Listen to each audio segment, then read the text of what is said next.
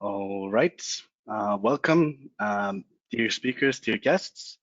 Just before I start the webinar officially, um, could I ask my members of colleagues to confirm that we have the presentation correctly fitted on the screen? Yep, Matthias, we're good. We're good? Very good. All right. Welcome to this webinar titled Methanol and Maritime Policy under EU's Fit for 55.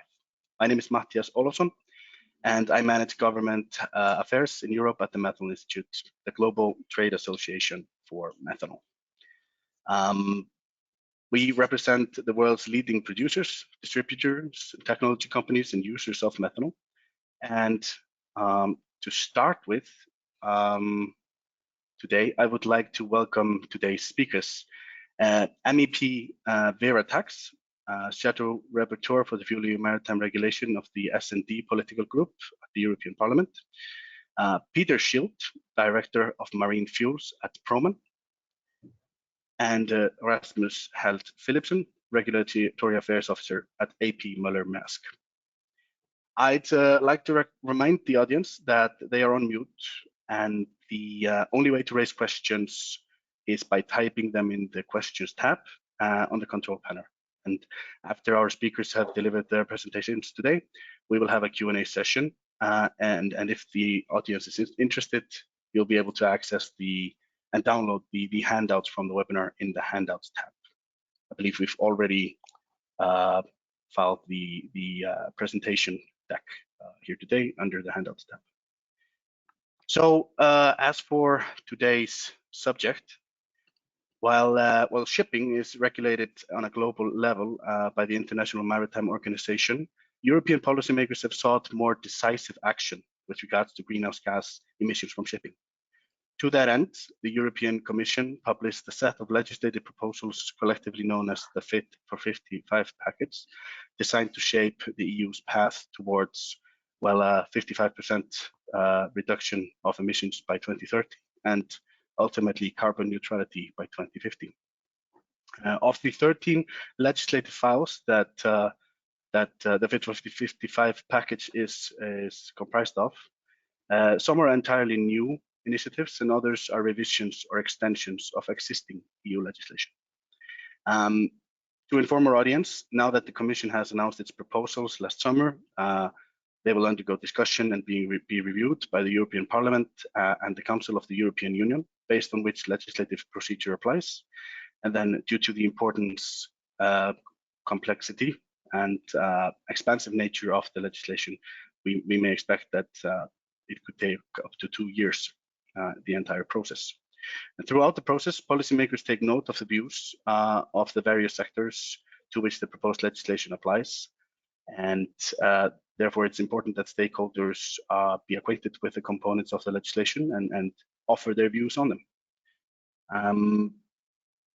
The package contains several files that are directly aimed at maritime transport.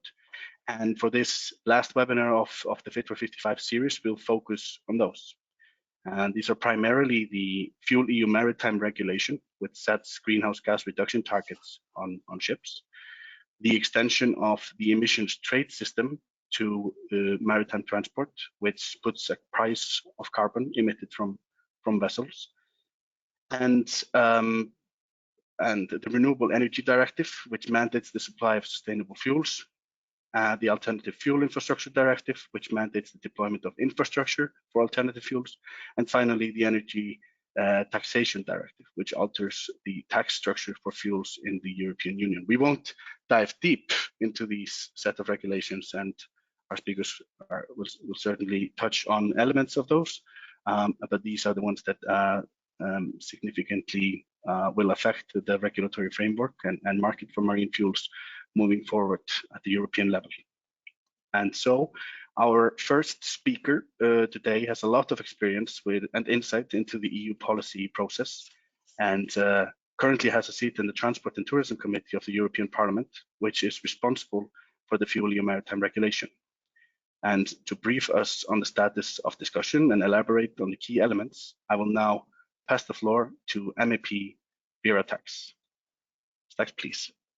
Thank you, Matthias. I hope you can hear me really well, just to check. Okay, thank you. To begin, you had, this is me with more makeup, thank you, and my hair done. You had quite an interesting picture, I thought, in the introduction. It looked like a devastation, but let's hope it's more hopeful for the future. But on a serious note, thank you for inviting me today for pitching this significant topic to discuss methanol and maritime policy under the EU Fit for 55. It's really nice to be here, and as you already mentioned, I'm a member of the Transport Committee of the European Parliament, and on behalf of the Social Democrats, the Shadow Rapporteur on the Fuel EU Maritime file. I'm happy to share my vision today to work together on this regulatory landscape with all the 13 files, and especially for the alternative marine fuels in Europe. For me, it's also really important that we have a lot of people here today, and also Mr. Shield and Mr. Philipson, because I'm not here only to tell me on my vision, but I'm really interested in yours, because as you already stated, we are still in this process, and it's a process for like maybe 2 years. So it's really important also for politicians to listen really well to the thoughts of others. So a little introduction first on the Fuel EU Maritime.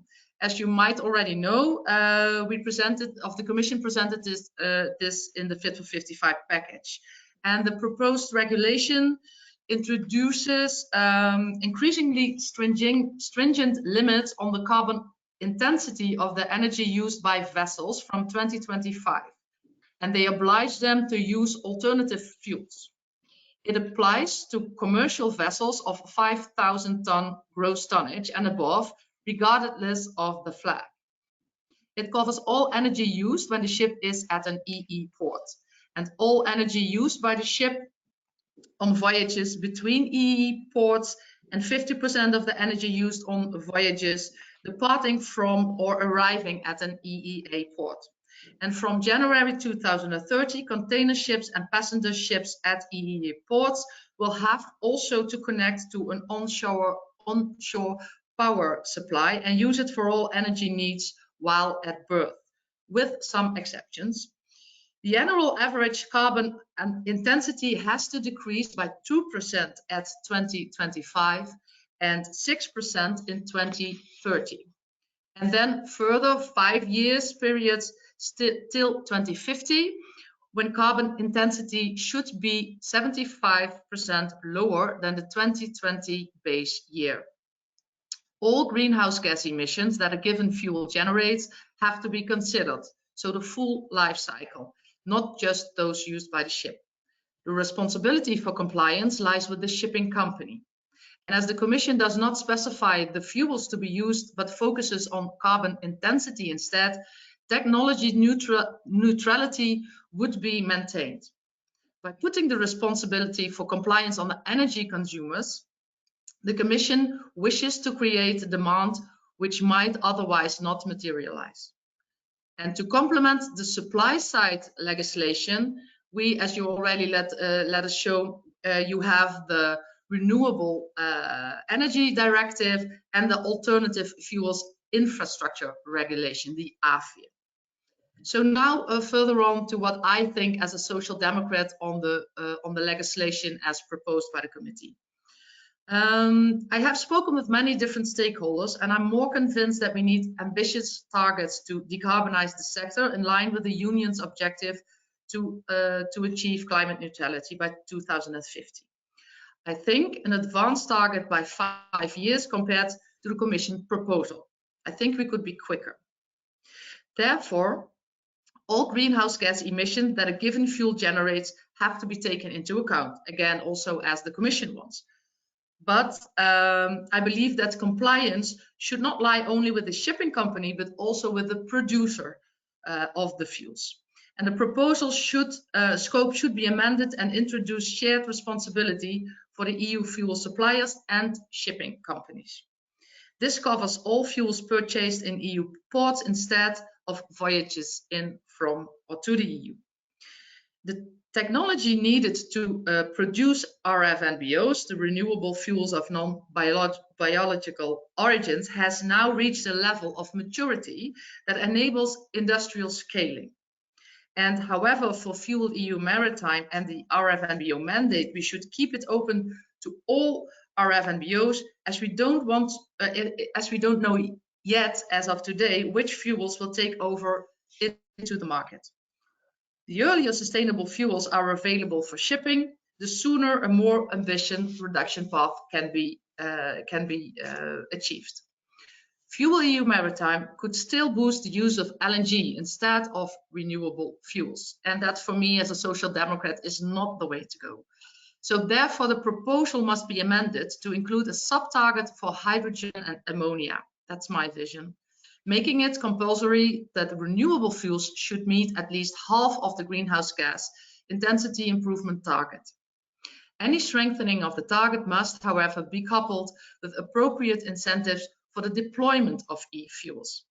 Another way to boost renewable fuels would be to include a multiplier to support their competitiveness, since the price will be the main obstacle to the uptake of e-fuels. Mandating a minimum share through the multiplier of e-fuels.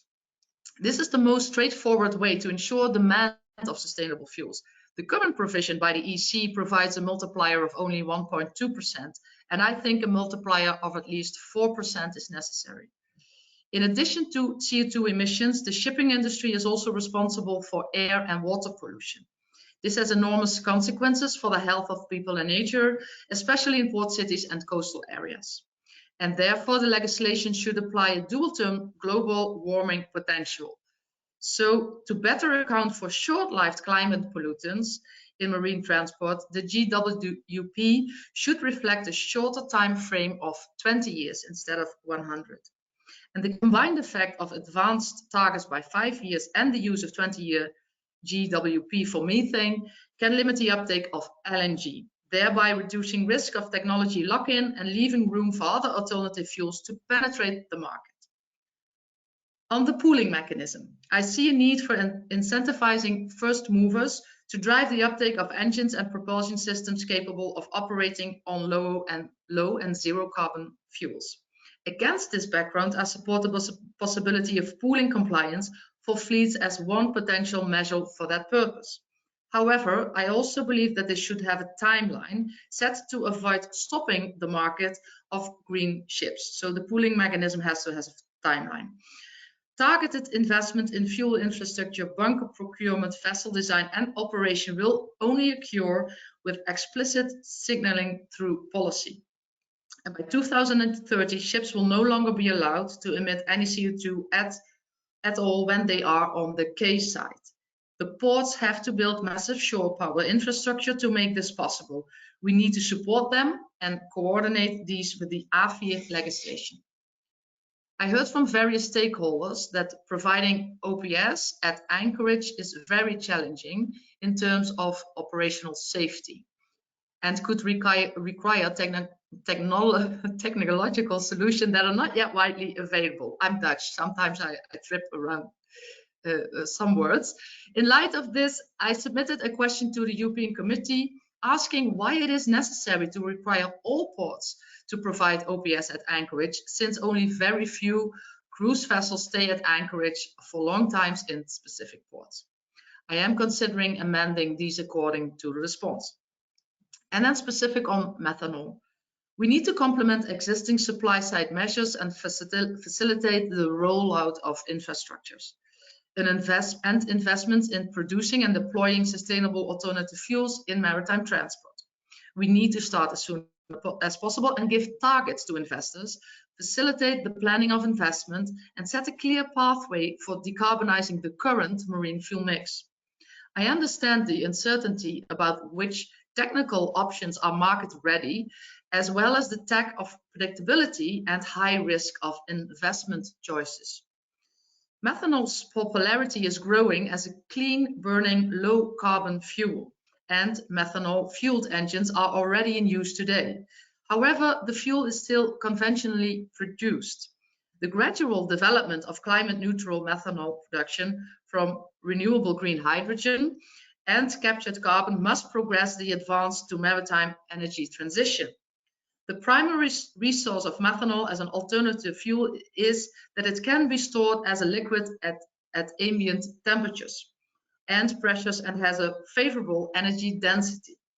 However, sourcing an adequate amount of green fuel for each methanol fuel vessel will be very challenging, as it requires a significant production ramp up globally.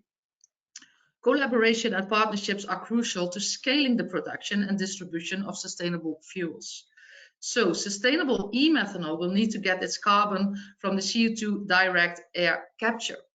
And this is a very expensive technology. Using it would likely make DAC e-methanol uncompetitive vis-à-vis other e-fuels, and especially the direct use of e-hydrogen and e-ammonia.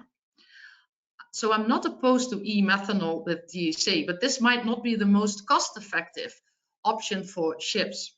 However, for the purpose of the Fuel EU Maritime and the RFNBO mandate, we should keep it open to all types of RFNBOs, as we don't know for sure which fuels will take over in the market.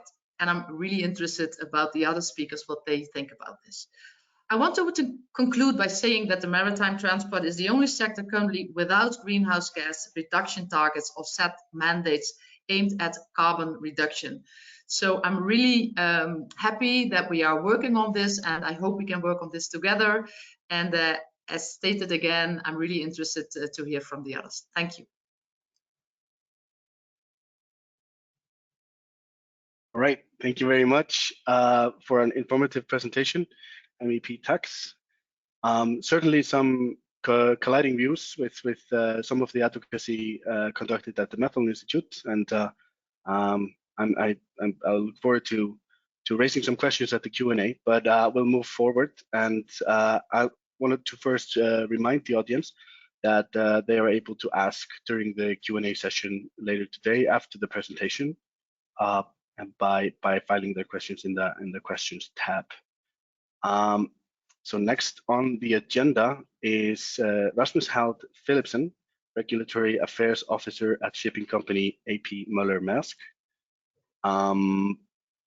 And today he will share his views on the implications of the Fit for 55 package on European shipping and how he sees them developed moving forward in the policy cycle. Mr. Philipsen, I'm just going to share controls of the slides with you now and hand you the floor. Thank you, Matthias. So I want to start from the top on the Fit for 55 package, which we of course support. We're a company with 700 vessels, and as Vera Tax alluded to, that of course means we have a significant climate footprint, which we are working hard on reducing. We've recently moved forward our net zero target year to 2040, so we have reason to believe that we can also make progress. Of course, having the right regulatory framework, that's key to enabling the maritime sector to make the transition to using sustainable fuels. And of course, here, green methanol has a key role to play in our view. We've ordered 12 new methanol fueled vessels that I'll get back to in a little bit, that I think play a key role in demonstrating the fit with the regulatory framework and highlighting some of the challenges in that regard. On the screen, I've put a virtuous triangle where I've picked 3 of the many regulatory instruments that Matthias showed earlier in his slide. And I want to highlight that from our point of view, the Commission has chosen a very prudent approach by looking at the maritime sector from several angles, as the Ms. Tax also alluded to. And I think that's a very prudent approach, that you look at demand and supply and encouraging the right behavior through the emissions trading system. If I take a moment to talk briefly about each of the 3 elements on the screen in the triangle, then I think with the ETS, we have a great start in pushing the right sort of behavior to reduce emissions from shipping.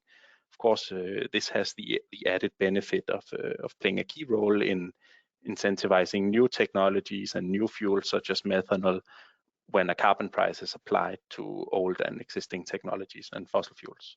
So that's a key step in the right direction in our view. Then we have the Renewable Energy Directive, which of course pushes the production of the right fuel. So this is the supply side that the previous speaker talked about. We've announced, as I mentioned, the purchase of 12 container vessels with a capacity for 16,000 containers each. So they are fairly large vessels, and they will be able to run on green methanol. An issue that we face in this regard is securing the supply of renewable fuel, so the supply of green methanol. That's of course a challenge, but it's a challenge that we are fairly confident can be solved. But in our view, that demonstrates the issue that there is with supply, and that it is a key to meeting the climate law targets of reducing emissions by 55% at least by 2030. So supply is a key issue, and that's where we see the Renewable Energy Directive as having a very important role. Then there is the FuelEU Maritime. Of course, to reduce emissions from maritime transport, then we need to use more renewable fuels than is currently the case in the sector. And FuelEU Maritime ensures that there's demand for these fuels and encourages the deployment of more vessels that can use the renewable fuels. That's the pooling mechanism that Veritex mentioned, that I'm alluding to here. In our view, we won't be able to meet the targets of the Green Deal just by having 3 ambitious proposals. Instead, it's really key that there is a coherence between the 3 proposals. So we need to be sure that there is a consistent approach in each of the three triangle elements, and I'll talk a bit more about those in the next slide if I can hop to that. Or Matthias, if I could ask you to do so.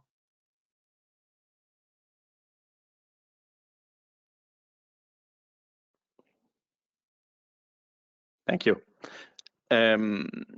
The Executive Vice President, Frans Timmermans, who's in charge of the European Green Deal, he said that it will be bloody hard with the Fit for 55 package.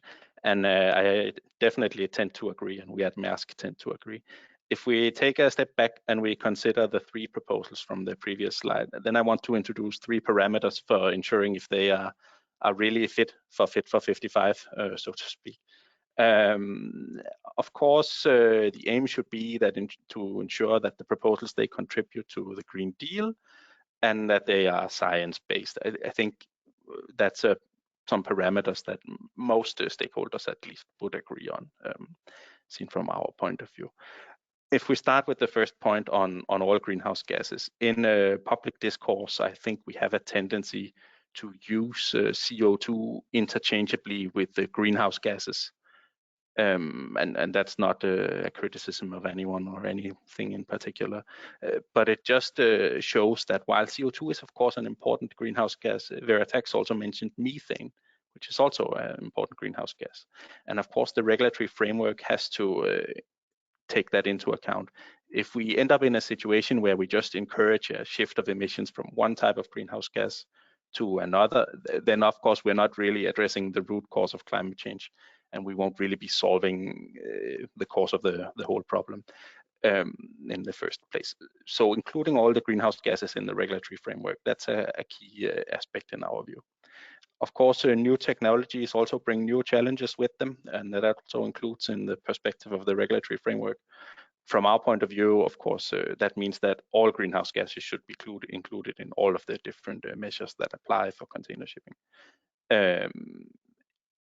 From our point of view, that in the first place, that would include methane emissions and emissions of nitrous oxide, which also become relevant with some of the new fuels and the new technologies that will be coming in the future. Then the life cycle basis and emissions. In the past, we've often determined emissions in maritime transport by looking at what comes out of the stack, the chimney, if you will, of the vessel. And that might have been a perfectly fine approach in the future, but of course with new technologies we need to expand our horizon to also include emissions from production and from transport when we assess the climate credentials of the different technologies. Many of the fuels that we expect will be used in maritime transport in the years to come.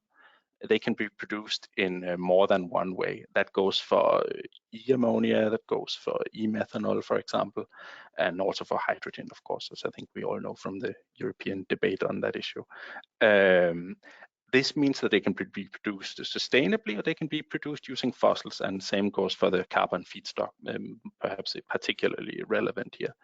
As many of you know, if we only look at direct emissions, then there's no difference between something that's produced sustainably or not. Therefore, we need to look at the whole life cycle analysis, or the whole emissions in the life cycle perspective. And of course, that also needs to be reflected in the regulatory framework. That's the second parameter of the three. And then thirdly, as Ms. Tax also mentioned, we need to encourage first movers. If we want to deliver on the European Green Deal, and we really do, then we need to encourage first movers, not only in maritime transport, but crucially also in fuel production. This means that we need to ensure that the framework encourages production of more renewable fuels of non-biological origin than is the case today. And of course, prominently, that includes e-methanol in this regard. We quickly tend to arrive at a chicken and egg situation where we are considering which should come first of the two.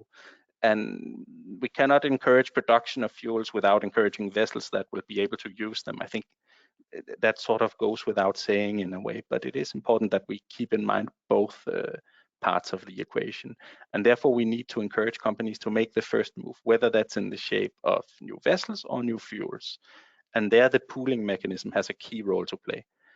If there's no pooling mechanism, then as Ms. Tax already mentioned, then we are encouraging some small reductions on each of the vessels that are part of a fleet, rather than as we do with the pooling mechanism, investment in new vessels that use state-of-the-art technology and that also bring improvements in terms of air pollution, water pollution, and so forth.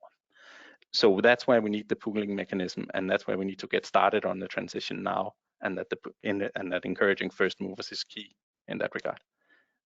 If we hop to the next slide.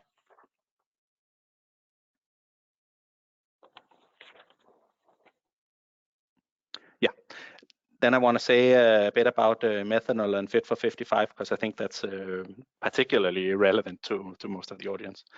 Green methanol, in our view, is indispensable to Fit for 55, and particularly so in the maritime sector.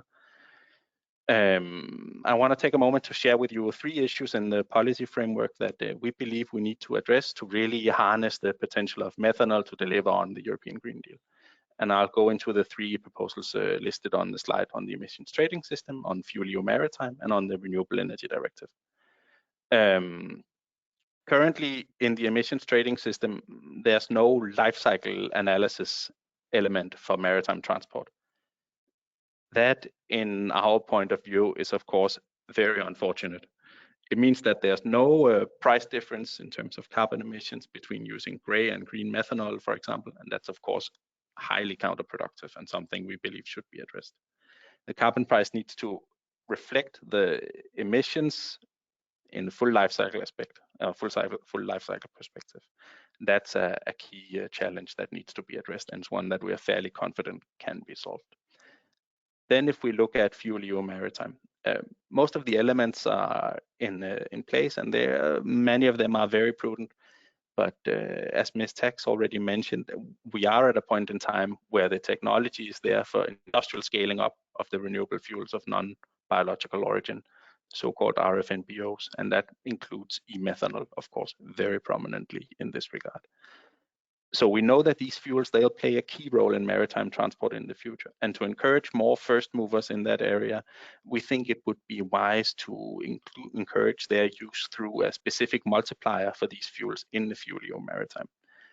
Of course, this shouldn't be done solely on its own, but it should be combined with higher overall targets to reach 100% emissions reductions by 2050. And then finally, on the Renewable Energy Directive, we know that supply is critical. We know that today we don't have sufficient supply. So in our view, of course, if we don't have green methanol to use in maritime transport, then we literally won't get very far. So we need a multiplier for maritime transport, for fuels used in maritime transport specifically, that's higher than it is today.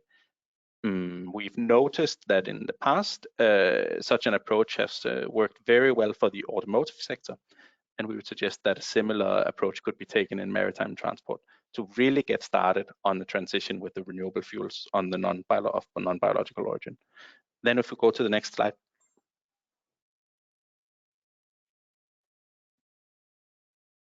Thank you. Finally, on the solutions and how we get to a framework that's fit for the future and fit for 55. We need a price on emissions, of course, in the ETS that's based on life cycle analysis. It seems so common sense that that should be the case, and I know that some will argue that there's a chance of or a risk of double counting of emissions and so forth, but I'm fairly confident that we can both create consistency with FuelEU Maritime and that we can also ensure that the price on emissions reflects the actual emissions of the fuel. It seems so common sense that that should be the case. I think most people will agree on that. Then, of course, we should include all greenhouse gases. The ETS only includes CO2 at the moment. It doesn't make sense that it's for free to emit methane or nitrous oxide. So for a framework fit for the future, we need to include all the greenhouse gas emissions, of course. And then we need to encourage e-fuels, and we need to do so both through the Renewable Energy Directive with a higher multiplier for maritime transport. And we need to do so in the FuelEU Maritime with a multiplier that encourages the use of renewable fuels of non-biological origin to encourage that we get started on the transition today instead of some gradual incremental changes. That was the end of my presentation. Very good. Thank you very much, Rasmus. Very insightful. I think we'll just move right away to our final speaker of the day until we could start the Q&A. Mr. Peter Schild, Director of Marine Fuels at a leading global producer and distributor of methanol, Proman. When you're ready, the floor is yours. Thank you very much, Matthias. I'm ready to go. Let me see whether control of the screen works, or if you should maybe do the slide deck for me. Let me see if I can go to the next one. That's not working, unfortunately. Okay, now it's working. Good. So, yeah, a good afternoon, everyone. Good evening, good morning, depending on where you are. Matthias, thank you again, and also thank you to my fellow speakers for the excellent and informative presentations. Please be aware, all of you, that I might repeat some of the words which have been already said by Ms. Tax or Mr. Philipson, but obviously, I mean, we all have a similar view of what we need to do in the future, and therefore there's some information maybe which we all think should be implemented in regulations or whatever comes next. So let me say that it's really a pleasure to be here today, even if that is only virtually. And thank you, Matthias, again for having invited me. I trust we all look very much forward to do that in person as soon as it is possible again. So yeah, I'm the Director of Marine Fuels for Proman AG in Switzerland. And unfortunately, before I start and dive into my presentation, I have to pull up this disclaimer, and hopefully that works because that's quite usual, as this presentation from us as a producer may contain forward-looking statements, projections, or opinions. And I don't want to bother you with that in too much detail, but at least I have shown it. So let me go into my presentation now. Okay, here we go. So yeah, for those who may not know about us, Proman is an integrated energy company and family-owned business. Originally founded in 1984 and started as a project management company with extensive engineering and construction expertise, we have grown our capabilities across the value chain and transformed into a significant production asset owner with around 1,600 employees around the globe. For 35 years, we have been at the forefront of methanol and ammonia industry.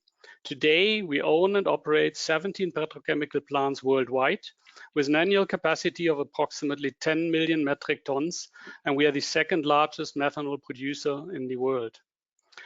As the wider energy industry has evolved, moving towards sustainability, Proman has obviously moved along with it, investing in both methanol dual fuel vessels, so methanol driven, of course, and green methanol production in order to position ourselves for the development in the global energy market. Today, I really like to talk to you about why we believe methanol can be or is one of the vital fuels for the shipping sector on its path to sustainability.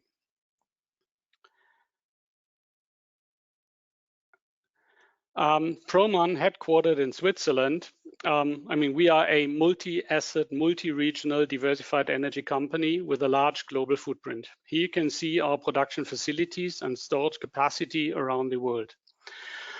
Proman produces approximately 6 million metric tons of methanol every year with methanol plants in Trinidad, in the United States and Oman. We are constantly screening sustainable projects around the world to identify the potential for future investments, and we have ongoing expansions into Canada and Mexico today. We also have a fleet of 13 time chartered vessels ourselves with 600,000 metric tons shipping capacity, and we are sailing to more than 50 ports globally. Alongside this, we have 6 methanol-powered new buildings on order with delivery this year, in fact in April, then in 2023 and 2024. Therefore, Proman is already ideally positioned, as we think, as a reliable partner throughout the clean marine fuel value chain.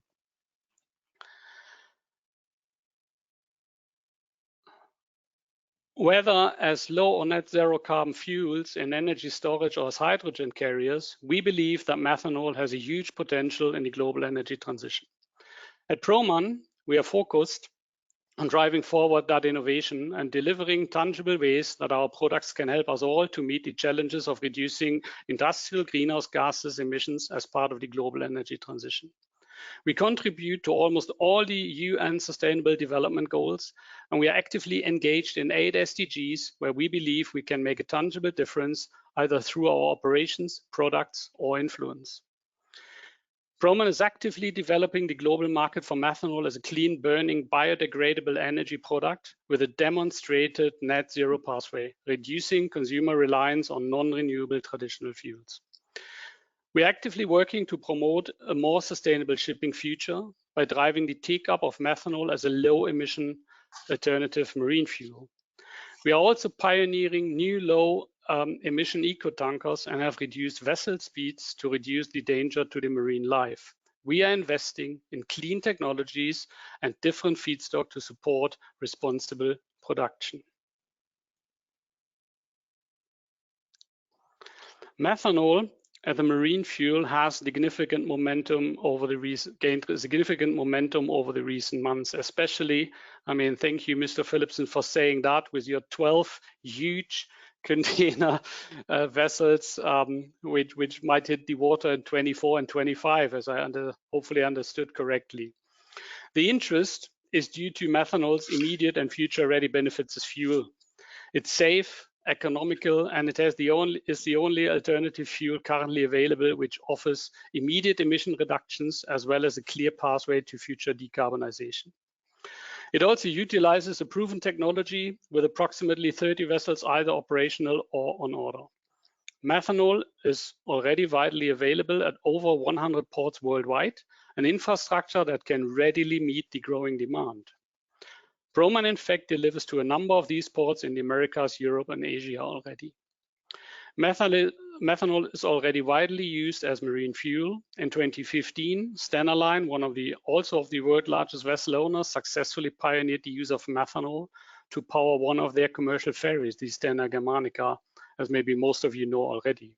Since then, there has been considerable momentum in this space. In the next 2 years, I'm proud to say again that Proman, via our joint venture with Stena Bulk, we will also add 6 dual fuel vessels to our fleet. This is part of our ongoing efforts as a business to reduce our carbon intensity and lead the way for a clean shipping future.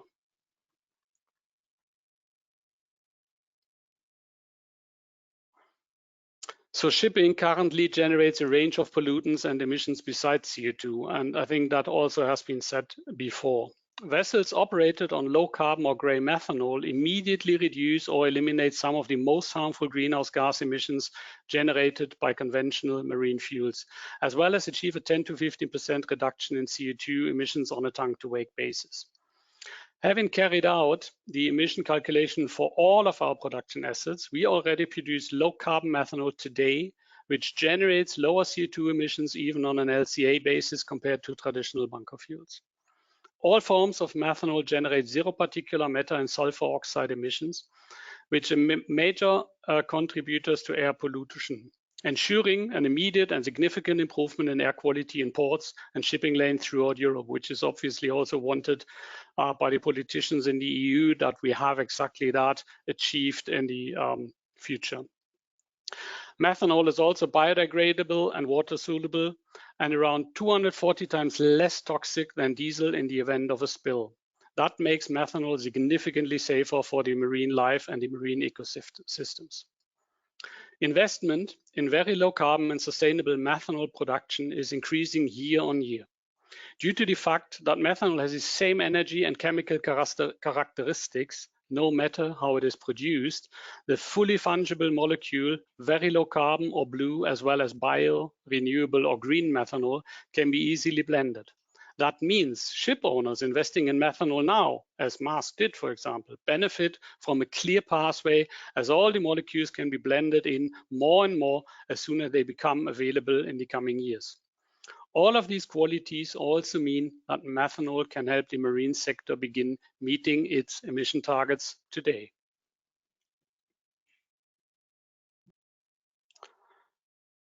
As a leading global producer of methanol, ammonia and other natural and syngas derived products, we as Proman are proactively investing in the latest technologies and innovations to improve the efficiency of our existing operations and expand our low carbon, very low carbon and sustainable methanol production capacity. We anticipate a rapid and sustained expansion in very low and green methanol production capacity, particularly as green methanol currently makes up less than 2% of the total overall global methanol demand. In fact, Proman today is the only producer in the world that currently has a world-scale green methanol project under construction. In January 2021, we finalized our investment in the Varennes carbon recycling plant, which will utilize pioneering new technology to turn non-recyclable waste into 100,000 metric tons per annum of bio and circular methanol. In August 2021, we entered into another agreement with UK port operator Global Energy Group to develop a renewable power to methanol plant to be located at the Nick Oil Terminal in the Highlands of Scotland. Our Pampa plant in Texas in the US achieved ISCC certification as a biomethanol facility this year, enabling biomethanol produced in the US to be sold in the EU. As mentioned, our vessel replacement program is already underway with our 6 methanol dual fuel vessels with our partner Stena due for delivery now, next year and in 2024. 3 of these vessels will be traded on the global chemical market, thus allowing charterers the opportunity to enjoy the benefits of methanol as marine fuel today. As Proman, we have the ability to provide low carbon methanol as marine fuel today with a clear pathway to reducing current and future carbon intensity for ourselves and our potential customers. The EU Fit for 55 regulatory package represents a fundamental overhaul of the fuel and energy policy framework, setting the EU on a critical pathway to carbon neutrality. The shipping sector is the backbone of worldwide trade and the global economy, but is also responsible for almost 3% of the global greenhouse gas emissions, a proportion that is set to increase by up to 130% if no action is taken. That is why Fit for 55 package is so important and why it is critical that we get these policies right. There's no silver bullet for shipping sustainability. It will involve various technical and operational changes, but most importantly, the industry needs to shift to net zero and low emission fuels.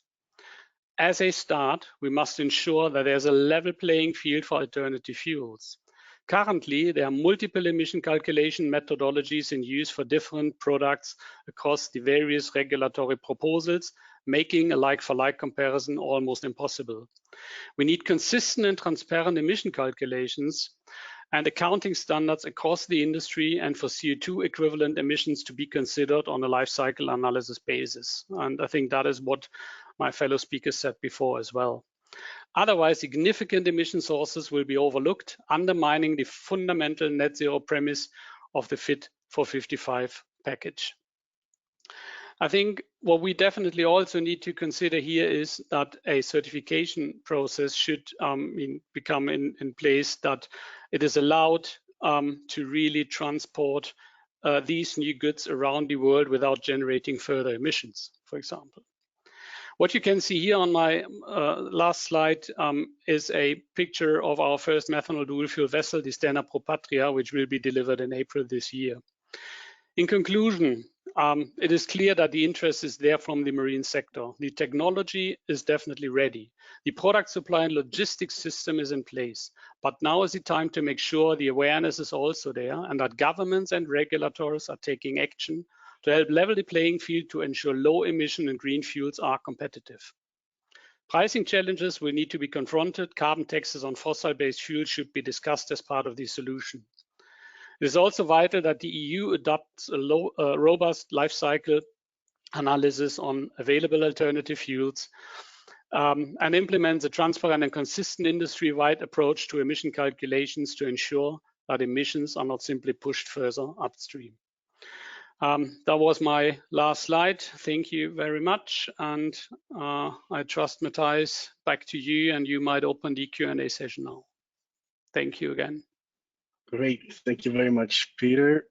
I'll just assume controls again, and we'll dive into the questions. I think just to kick the Q&A session off, I'll start with one that I think was very apparent in all of the presentations today, which is the discussion on life cycle analysis and the greenhouse gas accounting mechanisms. So I think if I'm directing this one to you, MEP Tax, and I'm sure Mr. Schild and Mr. Philipson are able to participate if interested. That now we have these different policy instruments under Fit for 55, the FuelEU Maritime, ETS, and we also have other elements like the taxonomy regulation, which and all of these seem to apply different metrics in terms of how to account for greenhouse gases, account for carbon, and that presents, I think, market actors with a bit of a challenge. So I think, is there at this stage a chance that you see MEP Tax to somehow align these protocols moving forward in the policy cycle?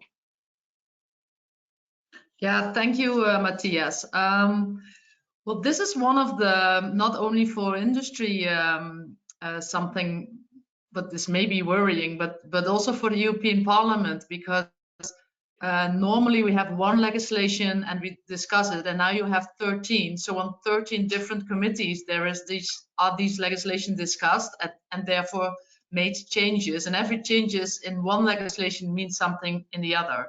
So this is also why I believe the process, we have to be really careful with that, and also really consistent. So we are in a hurry to meet targets, but we cannot be in a hurry to get this legislation done, because then we make mistakes, and those will bring us further away from the targets. So I have the same worries. We have to be careful, and we are being careful, but this is also really new for the European Parliament, that's this kind of legislation all interlinked, so it's really difficult. I'm sorry, I don't have a more uplifting answer, but we are all really aware of that. And also, one thing I was really, for me, it was really nice to listen. I also hear a lot of good ideas, especially that in the ETS there's no life cycle analysis. This is something I will definitely discuss my colleagues. So this was something already important for me to hear. So let's keep in touch and help us with these 13 legislations. But also, you stated in the beginning after my speech that we have colliding views. But I was really glad to hear that I don't really heard that. I heard a lot of the same, optimism and the same way of thinking. And yes, it's not going to be easy, but I was really happy to hear that. Thank you. Yeah, certainly. The fact that we have these 13 proposals on the table is a reason enough to celebrate. I think the exemplary leadership at the EU level. Now it's a question of how to implement it, I guess. And I think Mr. Philipson, if I could sort of turn the word to you on this question of alignment between these different policy instruments. I mean, what are the sort of fundamental ways in which this might be mitigated, you think?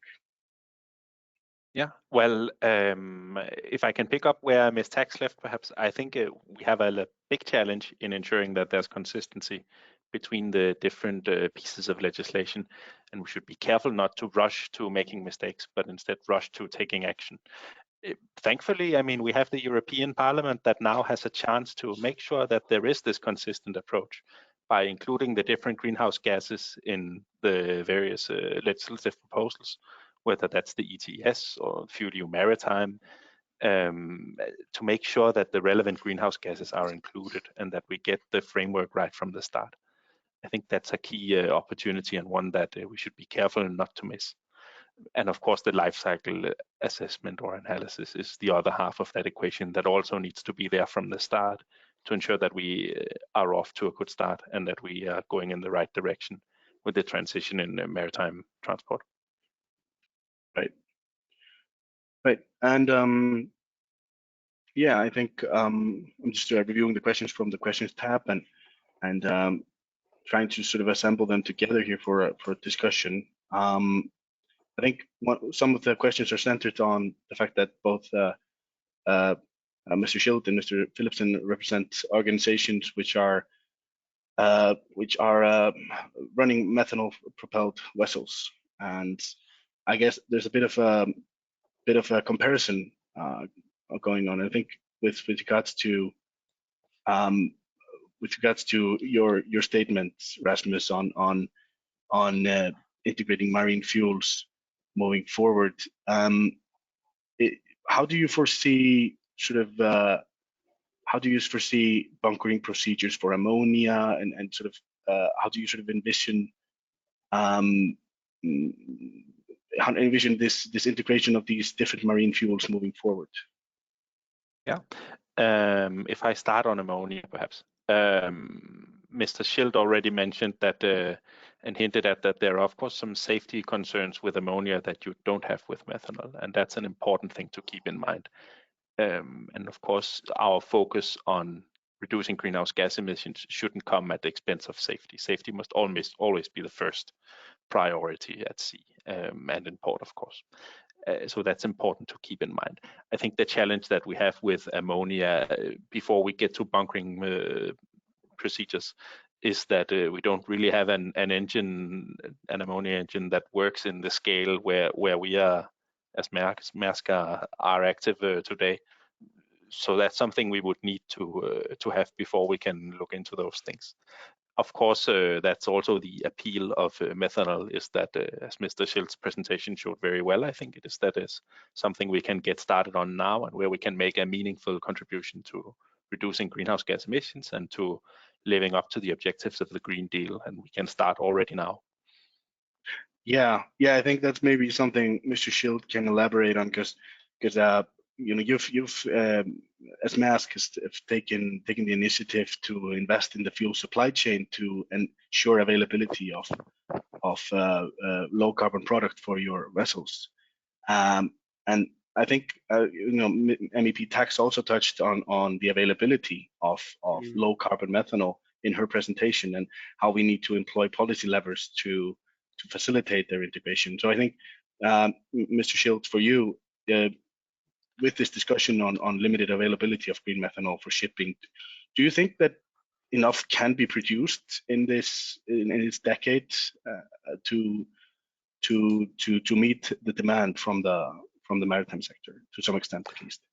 That Matthias really is a very, very interesting question, because I mean, Rasmus also spoke about the chicken and the egg situation there, and I mean, I know what we are doing, and I can definitely say that, I mean, we have a product which is really, really great, and as we also mentioned before, safe and easy to handle. The last mile to get it to the ship is maybe the most difficult one, and that, I mean, is I don't want to compete against ammonia, but that is definitely something we look into, because I mean, we are also an ammonia producer. But coming back to methanol, the point really is that currently we have only approximately 200,000 tons of green methanol available per year, which is only, I mean, that less compared to the total bunker fuel amount around the world, which is approximately 350 million tons, which is by far more than the entire methanol capacity around the world. So if only 1% of the ship owners would decide to change to methanol, I mean, we can make that product available definitely today, but that is maybe fossil fuel. So plants are currently being developed. We are, as I mentioned in my presentation, are looking into many of these projects around the world. We are already investing into these projects, but we should also not forget that it takes some time to build the projects. The capacities for natural gas-based technologies and carbon capture implementation, maybe at the back end of the plant, would in our opinion help us significantly to reduce carbon emissions. But I mean, since these plants are currently or could currently be built with capacities in the region of approximately 2 million tons a year, compared to these greener plants or green plants, which are relatively small, we can easily achieve very fast carbon reduction capacity easily. But when the time goes on and we build more green projects, we are definitely able by end of the decade also to provide enough green methanol to ship owners and ship operators that we can blend these products into each other. What I mentioned also in my presentation, fully fungible molecule, we can easily achieve or produce enough product to make the reduction in carbon intensities happen as it is required by the regulations. We as Proman are perfectly convinced that will work. Right. Yeah. So this is essentially a pathway towards decarbonization in the long term through. Absolutely. Absolutely. Right.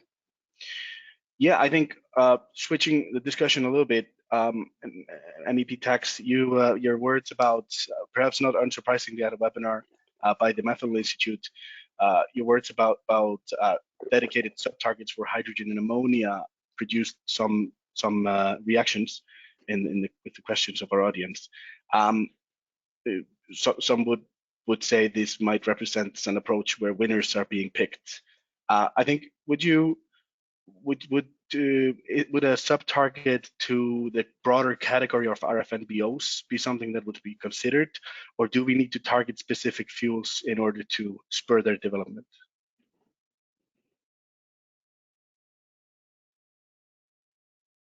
Yes, thank you. So no, if it seemed that I was picking winners, then normally I have to put a disclaimer as well, because that was not what I was doing.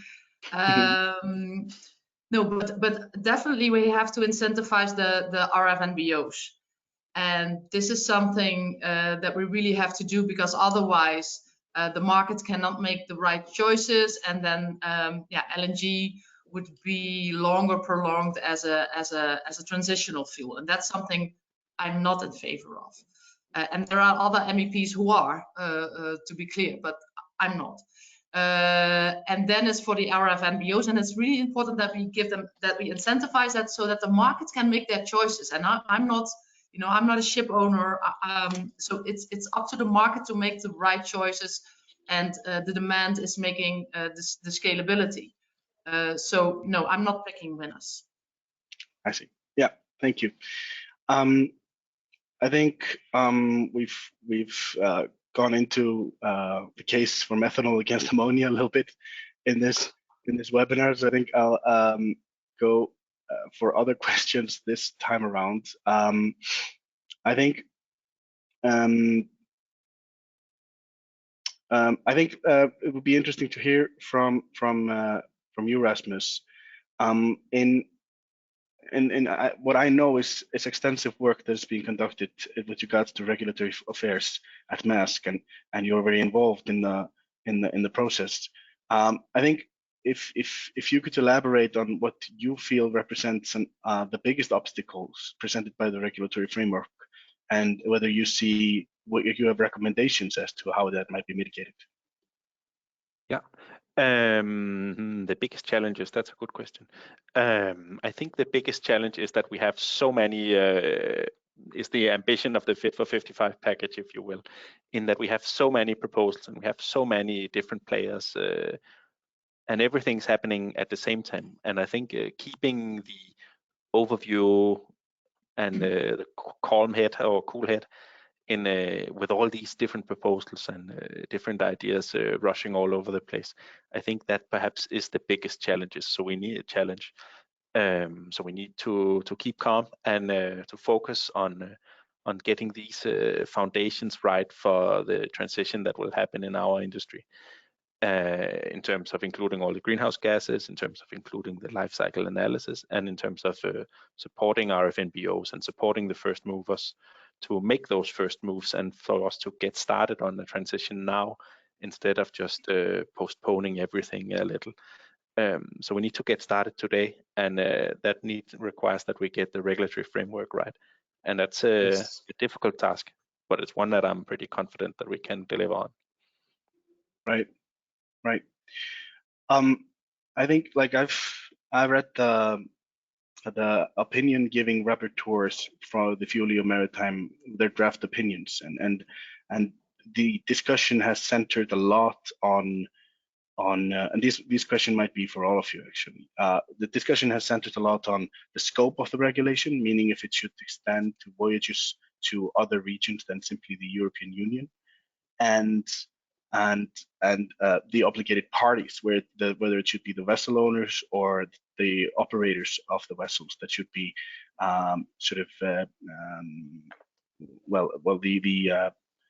targeted by these legislations. And I think is that, do you feel that this discussion has somewhat is somewhat dominating the discussion on FuelEU Maritime these days, and if you could elaborate on the key elements of that?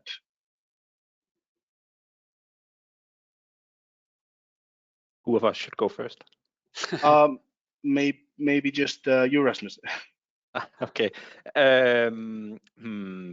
If I start with the scope, perhaps, I think that is a very important discussion, and I think it is one where we should be careful that we keep the long-term objectives in mind.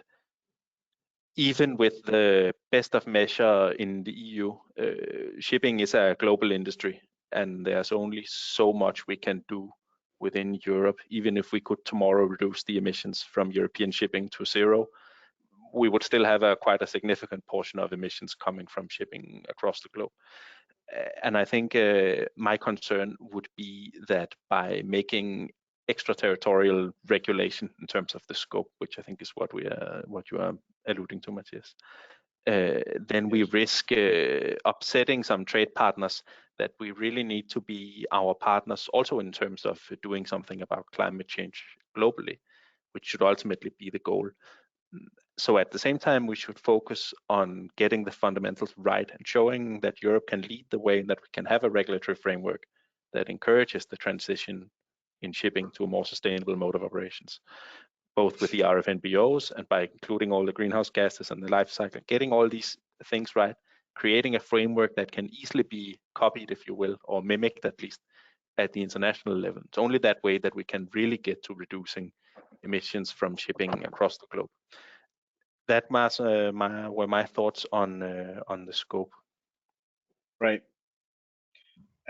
MEP Tax, would you like to elaborate, or Mr. Shield? Yeah, what I really observed is looking into that I got the we here in Europe are really the fast movers in that aspect, and therefore it's important that I mean, somebody has to start with all these activities and do that right and in a proper way. And for me personally, and for us as a company, it's really important. And I'm happy to hear that we are basically all on the same page, and that we have a consistent and transparent approach for all that we at the end of the day within the legislations and in the regulatory framework compare apples to apples, that at the end of the day is a fair system. And therefore that is really important to the scope of these legislations, that we have maybe an open dialogue, not only in the on the political side, but also asking ship owners, talking to producers, whatever that is. There should be an open dialogue that we all understand it perfectly well, how to deal with all that to do the best for our environment.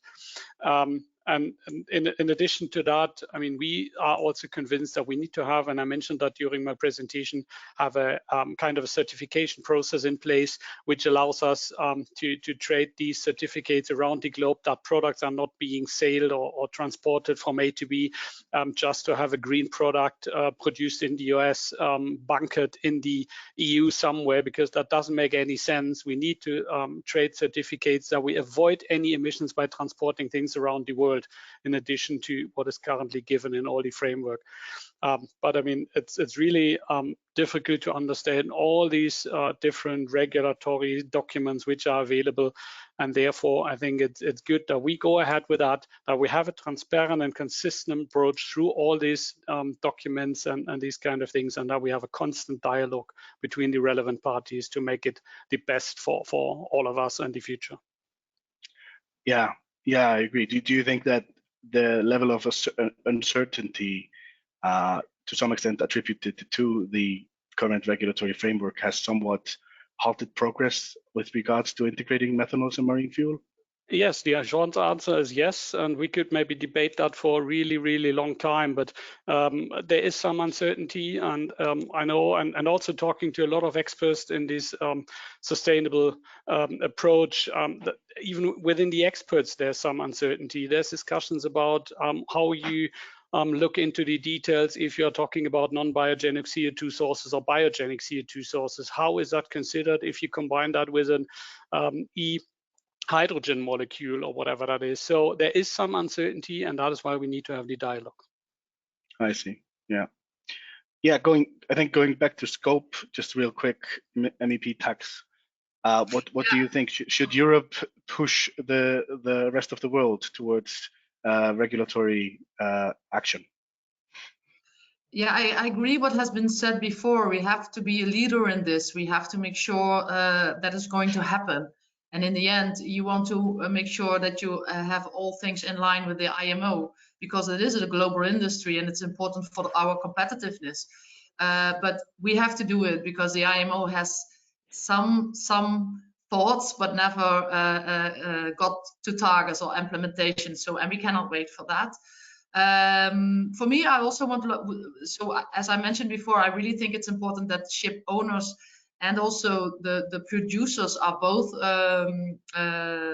responsible, that we have this take up and this boost.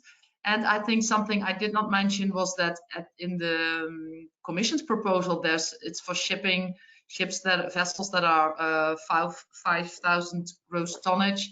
And I think we should lower that threshold to 400 gross tonnage, because I think it's important that that's for all vessels and not only the big ones. Also, that it's not interesting for ship owners to invest in smaller ships that are not sustainable. Right. Yeah. Yeah, I think that's one of the proposals that's made their way into the draft opinion reports, is to vastly expand the gross tonnage limit. So we are very much looking forward to monitor that discussion. I think some of the questions coming in have centered on Proman's definition of low carbon and the determination of life cycle carbon intensity and so forth. Mr. Schild, if you could elaborate on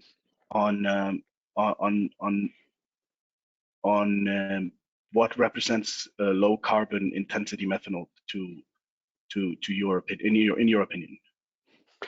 So, I mean, there are a lot of things flying around and discussions about what is low carbon methanol. And I personally trust that low carbon by definition is if you use CO2 to enhance your production, you're already at low carbon methanol. But what we think is really low carbon methanol is if the numbers are lower compared to what we, for example, have in the different regulations. So there are numbers given in there, and even if they could be questioned, because that is something I mentioned before, we need to talk about that. And I would really wish that we could have a dialogue on all these information which are spread around in these documents.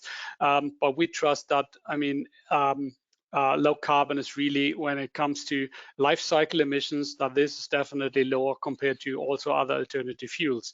So that is our own definition for these kind of things. And we would really not insist on having these different colors, which are currently being always named for the different products. So green, blue, gray, yellow, whatever you have on that palette.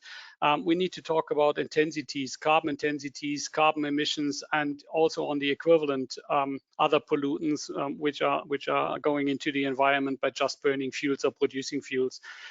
So low carbon for me really means that we are as low as we could ever achieve, and with the existing technologies, we are already there.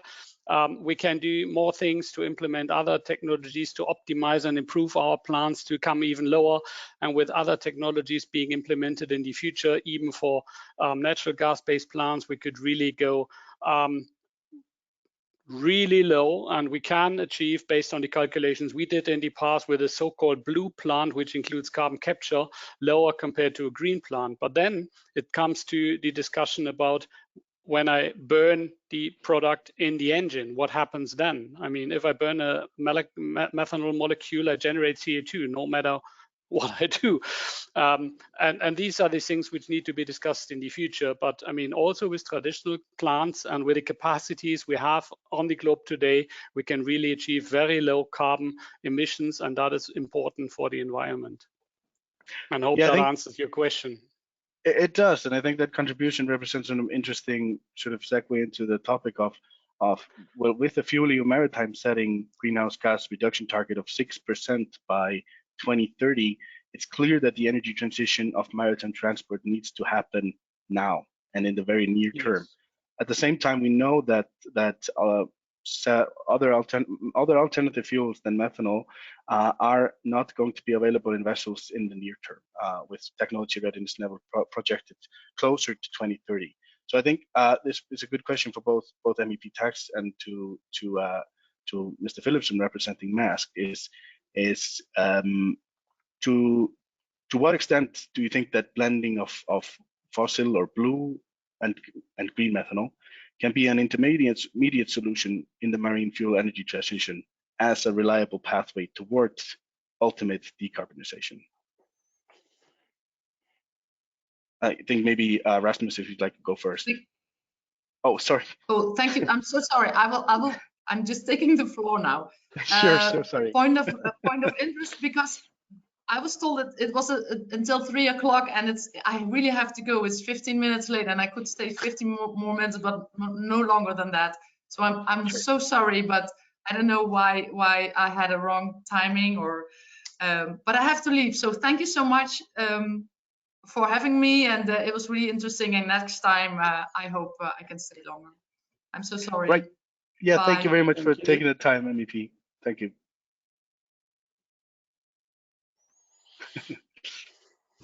Yeah, I think we'll maybe keep going for the next 14 minutes or so, if you're up for it, Peter and Rasmus. Do you still remember the question, or should I recap? If you don't mind recapping. Yeah, because Peter was elaborating on well, low carbon intensity methanol that is not completely renewable, and I guess I'm wondering what should be the role of product that has that sort of carbon profile. And I mean, of course, methanol is miscible, completely miscible, that whether it's green or blue or fossil. So I think, like, to what extent could well, not completely renewable pathways of methanol represent a feasible option in terms of marine fuels? Yeah. So from our point of view, the aim is to encourage the production of green methanol with the order of the vessels. And of course, we recognize that there's a supply issue, and should we not have sufficient supply, then we will look at what we can do. The vessels are dual fuel, so there's always a plan B, if you will. But the aim is to use the vessels as a massive, we want to buy methanol, green methanol, sign and a signal to the market to get ahead of the chicken and egg problem that I mentioned earlier, by creating demand for a lot of green methanol and by stimulating production that way. So that's the aim. Right. Yeah. Yeah. Do you think that with these vessels, both of your organizations are running methanol propelled vessels? Do you think that with regards to these different energy carriers, that different operational profiles should require different fuels, or is that too much of a technical question for this policy-oriented webinar? I mean, we definitely have obviously dual fuel methanol vessels on order, as we are the second largest producer of methanol in the world, and we definitely trust that that we can do something for the environment and for all of us, for our children, and so on. Today, by not using these traditional bunker oils, because I mean that's not only about CO2. We are talking about pollution in general, right? On the other hand, I mean, we spoke about ammonia, and as I mentioned maybe earlier, we don't want to compete against ammonia. We are also ammonia producer, but I mean, I personally can't imagine to be on an ammonia-fueled vessel as a passenger, just, I mean, in case using a ferry from A to B or going on a cruise ship. I mean, that is so toxic, that product. And even if I'm 100% convinced that there are solutions available in the future, but it will take some time. And why should I wait another 10 years if I can do something today? And we really love Maersk approach to decide for methanol today. But I mean, there is still what Rasmus mentioned before, the chicken and the egg situation. I mean, there's no doubt about it. And it takes some time also to build the plants. I mean, we as Proman, not only producing methanol, we build the plants ourselves, we operate the plants, and we do our own marketing. So we are on the entire value chain from A to Z. And you all know that, I mean, you can't build a plant within half a year or 12 months or whatever that is. That takes some time. And if you look into the capacities which are currently available of these greener plants, there has to be a pathway from where we are today with implementing new technologies which take less lead time, which would give you the position to have low carbon products which you can burn. In the future, if you invest into carbon capture technologies, the so-called blue or low carbon or super ultra low carbon methanol or whatever you call it would be there, which reduce your footprint even further. And I 100% understand where Maersk is coming from, and they want to incentivize people to invest into these green plants, but these plants have to be built. We have to do that, and that is not done from here to now. And the problem also could be that, I mean, looking into the operation of these kind of plants, I mean, we are operating these plants on a day-by-day basis, yeah. And these little green plants which may come online, I think you already secured some product from somewhere in Europe, Rasmus, which is a 10,000 metric tons a year plant only. I mean, to achieve that 10,000 tons per year, you have to operate these plants 365 days a year, and we know how difficult it is to do the operation properly. So we would produce this amount of methanol with our plants in 2 days, or even in 1 day if we put all the production capacity together. So yes, we believe in that future, definitely. That's why we as Proman invest into that. We 100% believe in that, but we think there is a way to go. There is a pathway. Today, we can start with what is there, and we try to make it better every single day in the future, and we end up with a green capacity which is sufficient to send that into or sell that into the marine fuel industry. Right. Yeah. We got a question through the question tab to Rasmus. do you see the IMO short-term measures converging with the Fuel EU Maritime? In sort of which regulations will you be following in that regard? All of them. We don't have much of a choice. It's the easy answer. No, I think there's definitely a convergence between the two. And I think in the best of all worlds, we would like to see the EU measures inspiring the IMO to take action, as we discussed the scope previously. And of course, at the end of the day, to really deliver some emissions reductions in shipping as a global sector, then we need the IMO to act. All the things we do with the Fit for 55 package in Europe and the similar initiatives in that regard, all should serve to inspire the IMO to what that framework should look like. But we do need an IMO framework. And of course, the short-term measures are a welcome step, but I think we also need a more ambitious strategy in the long term. I think we've said that before, so that's no secret to anyone, or not news. But certainly there's a convergence there, and it's important that we keep pushing in the IMO, also as that the EU keeps pushing in the IMO for some action and for some frameworks to reduce the carbon emissions from shipping. Absolutely. Yeah, I think unless you want to contribute further, Rasmus and Peter, I think we'll end with the discussion here. Any last words you think for our audience today? Yeah, I mean, only thank you very much that I had the chance to attend this extremely interesting and also important webinar. Thank you for the invitation, Matthias. It was a great pleasure to be here and also to meet with you, Rasmus. So thank you also for that. And I think it's a clear message that we all understood where we are and what we have to do in the future, and that we have to have a transparent system in place, which is great. That also the politicians are on that page now, and I trust the dialogue is so important that we do the right things in the near future. And that was really great to hear that everybody wants to have that system in place. Thank you. Great. Thank you, Peter. Yes, thank you for an interesting discussion. I think we covered a lot of ground, and I think we had a lot of different presentations highlighting that we need to get the foundations right to get started on the green transition, and that is something we can do today, and that we have no reason to wait. So we should just get started and go full speed ahead. And that's certainly a conclusion I share myself as well. So that's very positive to hear. And then I would just say thank you for your time otherwise, and thank you for a good discussion, Peter.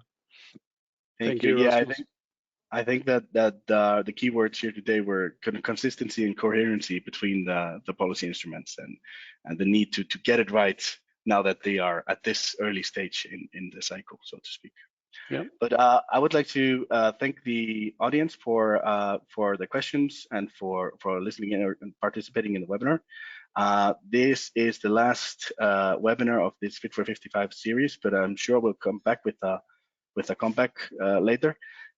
We are grateful for having gotten a chance to connect with our speakers today, and I also wanted to mention that the audience is able to access the slides used today through the handouts tabs here.